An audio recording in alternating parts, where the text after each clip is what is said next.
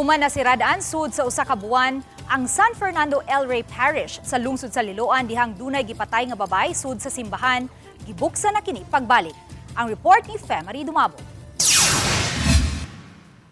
Gisugdan ang seremonyas alang sa reconsecration sa San Fernando Rey Parish Church ni adto pa lang November 3.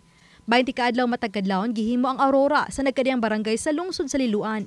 Ug niadtong Sabado gihimo ang penitential rites diin ang mga parokyano nangumpisal og gihatagan og general absolution. Kabahin kini sa pagpangandam alang sa reconsecration sa simbahan. Kay namduman nga sukad Oktubre 24 human adunay gipatay sud sa simbahan, gipasirad-an sa Archdiocese ang simbahan. Domingo sa buntag, November 23, gisaulog ni Cebu Archbishop Albert Oy ang reopening o reconsecration sa maong simbahan sa lungsod sa Liloan. We are doing this to give a lesson to people that the house of God is most sacred. Nya kung naman gani mahitabo, di mahimo nga patay buhaton nga pamayad. Ining mingon lagi ang uban kanung kami may pabayron bisag nga di man kami nakasala.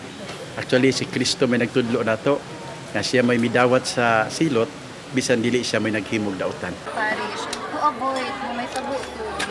Security yun. Security. Unya, ang kuan yun, ang catechesis, nga, pag-uni attitude ba, mo batasan sa usa ka butang gali, kay mo the mo na ang pag-respetar. If you believe the church is holy, Gihango pag-ayos mga parokyano nga subling gibuksan ang ilang parish church aron mahibalik ang pagsaulog sa mga santos nga misa sa maong simbahan. Hinungdan nga napuno sa mga parokya ang mitambong sa kasaulugan nitong November 23. Sobra yung among kalipay, ma'am, no?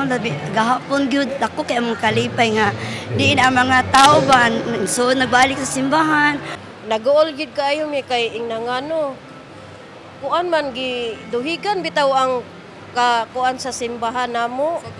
Sagrado nga simbahan giduhigan gyud sa krimen niya. Nag-uol mi kay basig wala niya kuan ba kanang misa. Uban ni Marlon Malgasog, Rod Rado, Femari Dumabo. Balitang Bisdak.